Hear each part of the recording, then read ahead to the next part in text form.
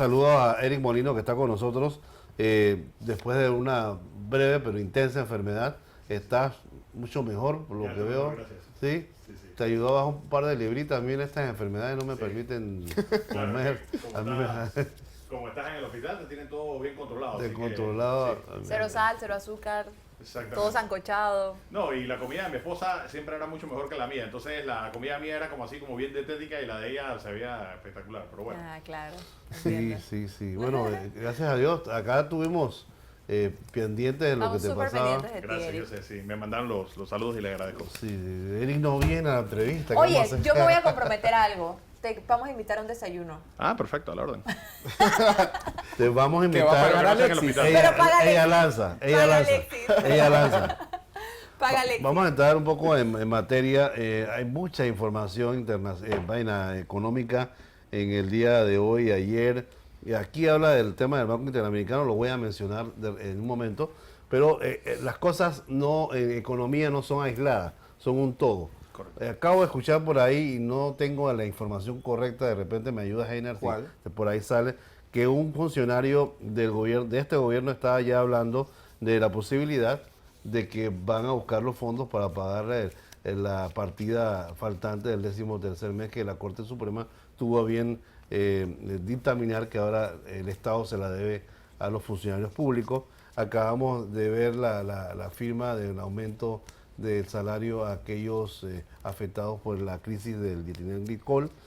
Tenemos una situación que aparentemente está mejorando un poco en el Canal de Panamá. Por el otro lado, la situación está exactamente igual como tú la describías hace unas semanas atrás, y ahora el Banco Interamericano de Desarrollo y la calificadora Moody's han publicado informes sobre el panorama de las oportunidades de Panamá y, por otro lado, la desaceleración de la economía. Un amigo como eres tú, Eric, nos va a brindar detalles sobre estas previsiones y cómo todo lo que está sucediendo, como una especie de batido financiero económico que va a asignar la suerte del nuevo gobierno, quien quiera que sea, Sí. tiene que tomar decisiones. ¿Cuáles son los retos, las oportunidades y cómo lo ves en materia general para nuestra economía? Mira, la realidad es que la próxima administración va a tener que depender mucho del ahorro para poder generar los proyectos de inversión. O sea, ya estamos a un nivel de endeudamiento que, si fuese un país europeo, fuese diferente, pero como es Panamá y es un país que está tal vez en una posibilidad de perder el grado de inversión y que a nivel internacional cada vez se ha vuelto más cara financiar la deuda, estamos en una situación de que no podemos seguir endeudándonos más y menos para cosas que no son proyectos de inversión. Lo que nosotros tenemos que hacer es generar ahorros reduciendo drásticamente el gasto y que ese ahorro en el gasto sea el que ayude a financiar los proyectos de infraestructura que se necesitan. Y por infraestructura, y eso lo estaba diciendo el informe del BID, se necesitan temas de logística como puertos y aeropuertos, se necesitan carreteras, se necesita mucho desarrollar la red de telecomunicaciones y sobre todo hacia las áreas del interior. Entonces, la próxima administración va a tener que decir, mira, tengo que hacer un ahorro contundente en el gasto público. Yo pensaría que deberíamos empezar por planilla, ahí te ahorras más de $500 millones al año, y con eso puedes empezar a hacer potabilizadoras, con eso puedes empezar a hacer escuelas, hospitales, etcétera. Entonces, por ahí deberías arrancar. ¿Tú has escuchado a alguno de nuestros candidatos a la presidencia hablar de ese tema? No, parece que no. A pesar de que es un tema que se traduce, por ejemplo, en falta de agua, en costo de la vida, en costo de alimentos y demás, que sí marcan en las encuestas, el tema económico macro como tal no lo es, a pesar de que incide en Claro. todo lo demás. Claro. Y mira, sí, ¿cómo se llama? Sí he visto un par de candidatos hablando del tema de la deuda y que hay que reducir el tamaño del Estado.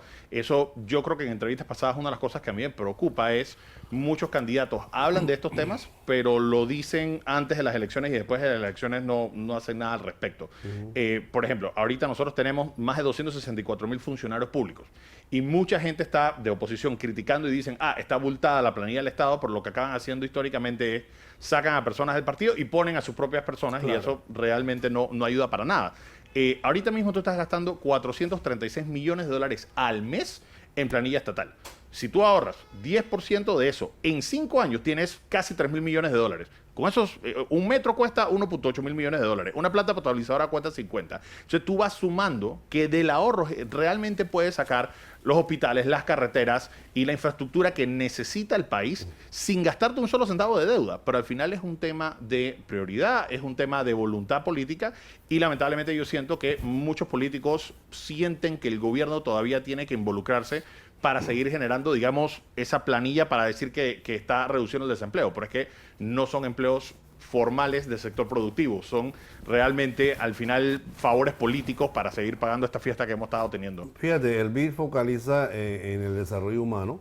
Son dos puntos de vista diferentes que quieren ir a lo mismo, pero de diferente forma. Mientras que el BID focaliza desarrollo humano, modernización institucional y otros, la calificadora Moody's está advirtiendo en una desaceleración de la economía para este año y no cabe duda que siempre el tema de la debacle del tema minero Claro. incide en la calificación, sobre todo. En el BID es un tema más de país, más de administración, más de gestión. Sí. ¿Cuál es tu opinión? Mira, y yo te diría que el BID ha hecho un diagnóstico correcto, pero en algunas cosas ha hecho una prescripción incorrecta. Y voy a explicar eso. Ellos están hablando de que Panamá, y ese discursito se lo he escuchado a varias instituciones, de que Panamá es uno de los países que menos recauda. Pero es que entendamos por qué nosotros no estamos recaudando. Tenemos un alto sector informal, 47% de los empleados son informales. Entonces, ¿cuáles son esas barreras que está teniendo tanto las empresas para contratar formalmente a sus empleados como empleados que no quieren ser contratados a nivel formal? Ahí solamente en informales son 756.000 personas. Si tú reduces esa informalidad a, por ejemplo, los estándares de Chile, lo reduces por 20%, son 150.000 personas, aportando entonces al fisco, a la caja del Seguro Social, ahí ya aumentas la recaudación tributaria. Entonces, esos discursos de que hay que subir el ITBMS o esos discursos que hay que subir ciertos impuestos, a mí me preocupan mucho porque eso afecta aún más el consumo y el poder adquisitivo del panameño. Entonces, en lugar de hablar de aumentar la tasa o en lugar de hablar de conceptos como arreglar algunos impuestos, lo que tienes que hacer es aumentar la base tributaria. Eso te diría que primer punto. Segundo punto, esos trabajos formales no vienen solos, esos trabajos formales vienen gracias a la inversión. Entonces tienes que crear las condiciones propicias para que los inversionistas, tanto locales como extranjeros, quieran venir al país a desarrollar esos proyectos. El modelo de la asociación público-privada a mí me parece muy importante y yo he visto ya varios candidatos hablando de eso, porque al final lo que le estás diciendo es, oye, mira, yo te voy a dar una concesión o te voy a dar, digamos, pagos en cómodas cuotas en 10, 15, 20 años, pero tú tienes que poner plata para poder inyectarle a la economía lo que se necesita, porque el Estado ahorita mismo no está en capacidad de poder poner un centavo. Entonces, lo pones tú, es una manera de fiscalizar, porque al final si yo estoy poniendo mi plata, no van a haber sobrecostos si yo soy el mismo que tengo que recuperar mi inversión, pero de esa manera tú estás generando empleos formales de manera sostenida, aumentas la capacidad productiva del país y eso es lo que va a generar el aumento de recaudación, porque hay más actividad económica. ¿Tú crees que los organismos internacionales de crédito van a empezar a presionar a Panamá como nos presionaban en los tiempos tú sabes, hace como 20 años, cuando escuchabas el FMI, escuchabas todo el tema de la liberación del mercado? Es otro mundo, Sí. es otro país. Sin embargo, aquí todo apunta a que estos organismos internacionales van a presionar por todas las vías para que el gobierno de turno, quien sea, tome alguna de estas medidas como recetas fijas de lo que se debe hacer. Mira, y más presión van a venir del mercado de capitales internacional, porque es que al final la mayoría de la deuda hoy en día son bonos, no es deuda en el BID, no es deuda en el FMI, así que la mayor presión va a venir de las calificadoras de riesgo y el mercado de capitales en sí, porque al final la deuda no es mala, y eso es algo que a mí siempre me gusta explicar. Si tú, por ejemplo, vas a comprarte una casa, es imposible para ti pagarla en 5 años, entonces tú necesitas un plazo largo para pagarla, pero estás comprando un activo que en el tiempo se está apreciando. Entonces, si nosotros estamos diciéndole a los mercados internacionales, es que yo me estoy endeudando para construir más metros, para construir más carreteras, para hacer cosas que generen empleo y que van a usarse esos ingresos para repagar la deuda, no hay problema, pero es que la deuda la hemos estado usando últimamente para ir tapando huecos y le hemos estado diciendo el cuentito de las calificadoras que va a salir de la mina, va a salir de las ventas del canal, van a salir de estos parches. Entonces ahí realmente es donde ahí es donde realmente perdemos la confianza. Entonces realmente lo que nosotros tenemos que hacer es ser muy claros a nivel internacional, tanto a bancos como los mercados internacionales, es, mira, Panamá va a tener que estabilizar al paciente en cuanto a las finanzas públicas, va a tener que hacer una contención importante en el gasto corriente, pero priorizar la inversión, porque la inversión es entonces lo que va a generar la recaudación para poder repagar esa deuda. Es como una tormenta perfecta, porque si el BID te dice a ti, tienes que aumentar, en vez de aumentar la base tributaria, que es lo que tú propones, Sí. es aumentar los impuestos directos a las ventas. Claro. O aumentar o rebajar digamos la base de empleomanía del Estado, meterse en el tema del seguro social, que es un tema que no hemos hablado, pero que está dentro de ese ámbito. Es una receta perfecta para un tema de movilización social, Claro. que al final no va a ayudar a la administración de cualquiera que llegue al poder. Y ahí es donde yo empiezo a tener, digamos, discrepancias no ideológicas, sino prácticas con las recomendaciones del BID. Los diagnósticos son muy claros. No es el mismo país en todos lados. O sea, tienes un gran problema de informalidad y de desempleo y de pobreza en las comarcas. En el interior del país hace falta mucho desarrollo. Entonces, es verdad, históricamente las cosas se han concentrado en Panamá y Colón, cuando el país es mucho más grande. Y ahí definitivamente el gobierno tiene que meter, digamos, algún tipo de iniciativa, yo en mi opinión, asociación público-privada, para que se genere infraestructura para allá y que los empleos se generen en el interior del país y no tenga que todo el mundo estar viniendo a la capital y que se concentre la riqueza aquí. Ahora, eso es diferente a lo que propone un BID o una institución como el FMI, porque están promoviendo instituciones no de mercado, sino que están soluciones no de mercado, sino soluciones más estatistas. Y ahí me preocupa, porque cuando le das más ingreso al Estado, el Estado no invierte. El Estado lo que hace es gastarse más plata en planilla, lo que hace es gastarse más plata en subsidio. Y eso es factualmente verificable. En los últimos 10 años estamos invirtiendo menos de lo que invertíamos, o sea, invertimos hoy menos de lo que invertíamos hace 10 años. Pero sí ha subido el ingreso y lo que ha subido es el déficit porque te estás gastando más plata. O sea que más ingreso no se ha traducido en más Es inversión. verdad que este gobierno ha sido el que más se ha endeudado en los últimos 3 o 4 gobiernos. En términos absolutos y en términos relativos, sí.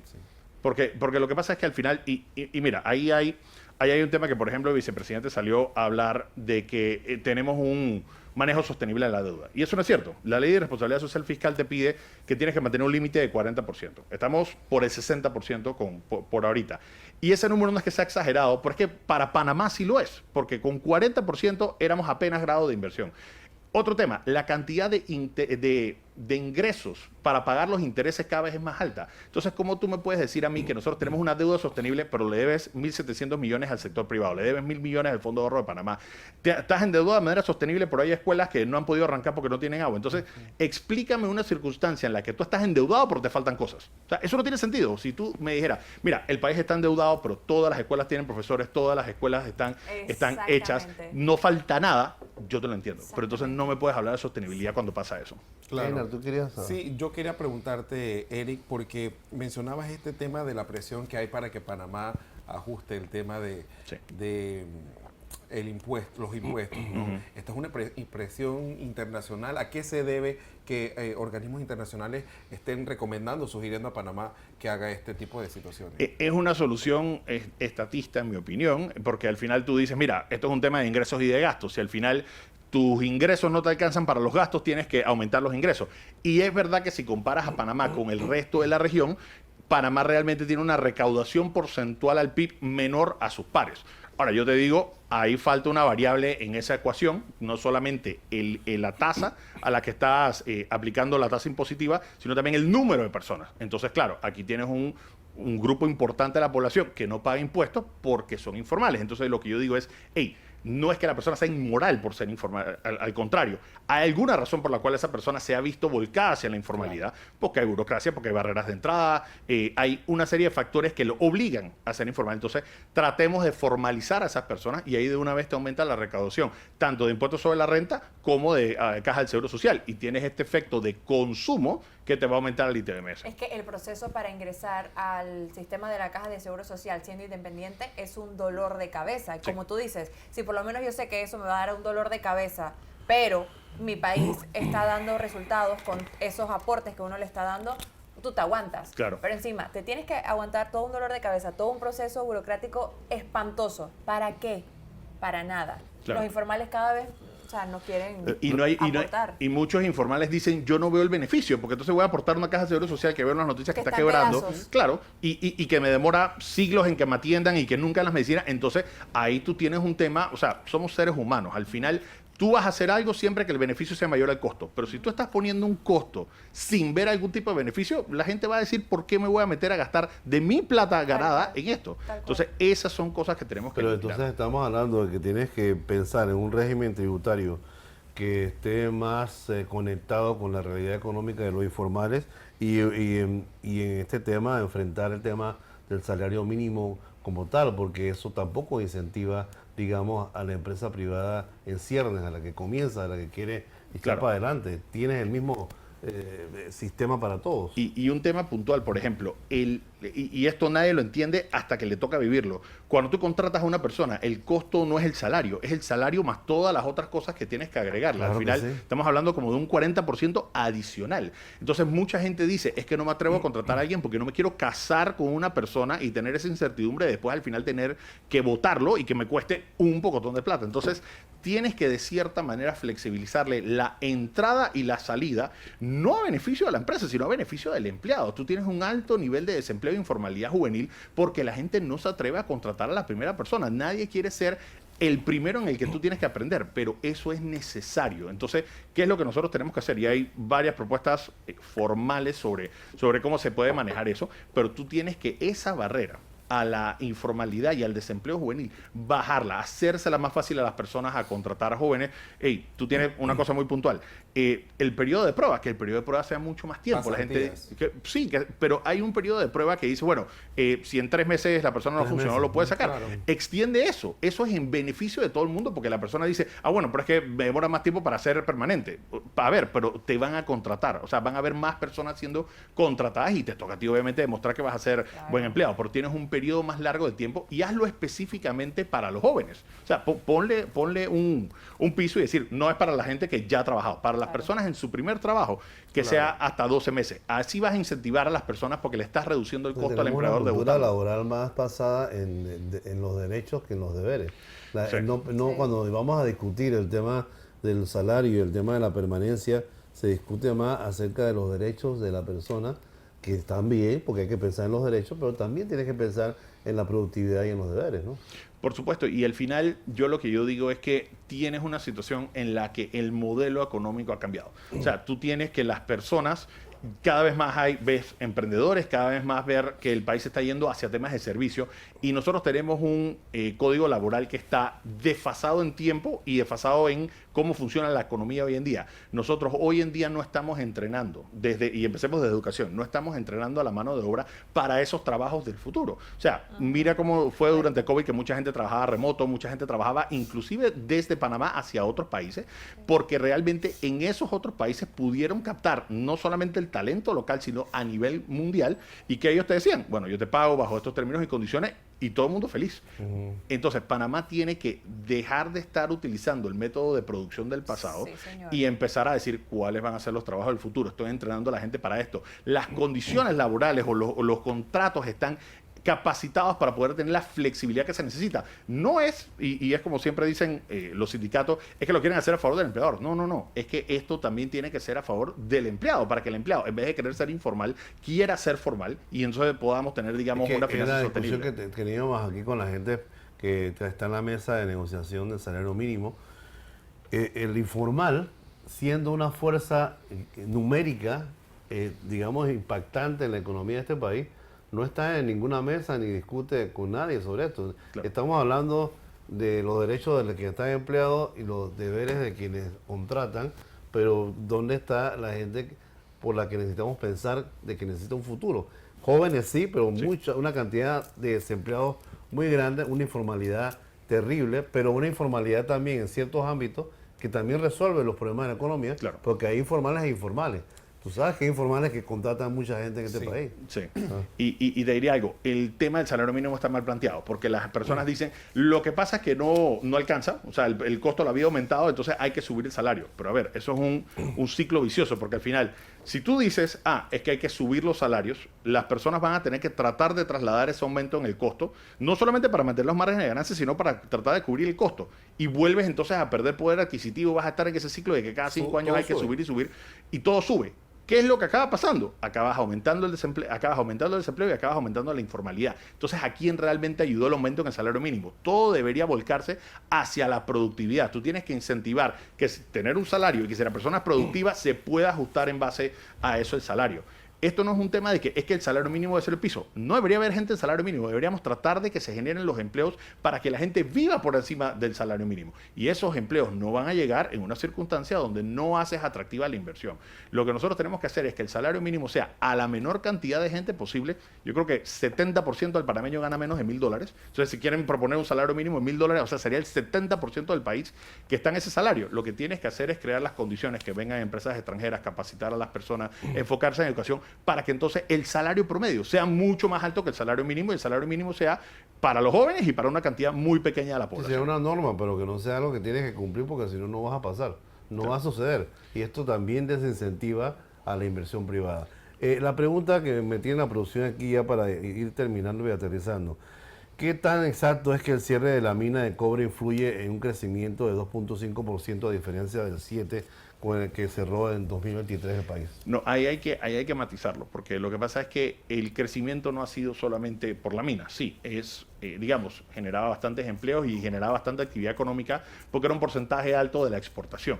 Pero también tenemos que entender que ese crecimiento que habíamos estado teniendo, el efecto rebote de la salida del COVID, nosotros perdimos 18% del PIB en un año, o sea, eso es la caída más grande en la historia de Panamá. Entonces, la recuperación de eso fue digamos, importante. Eso veníamos de una recuperación 15, después 12, después 7%. Hay que también entender que esa recuperación vino apalancada con deuda. Entonces ahora no solamente no estamos teniendo el tema de la mina, sino que también ahora tenemos una capacidad de endeudamiento menor. Entonces, parte de ese crecimiento venía de la mina, pero no podemos decir que es todo, que era la mayoría. Es un pedazo.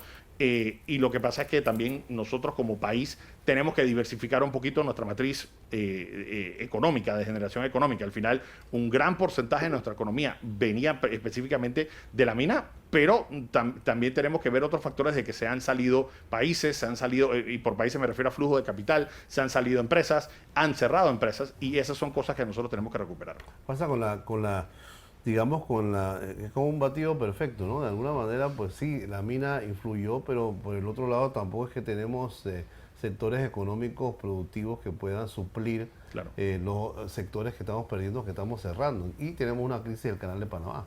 Claro, y mira, ahí hay un tema muy puntual. La gente está diciendo, bueno, es que el oro de Panamá es verde y hay que enfocarnos en turismo. A mí me parece que hay que desarrollar mucho más el turismo, pero ¿dónde está la mano de obra capacitada para eso? Y sobre todo en el interior del país, que es donde está, y eso lo decía Alvin, que es donde está la mayoría, digamos, del atractivo turístico que tiene el país.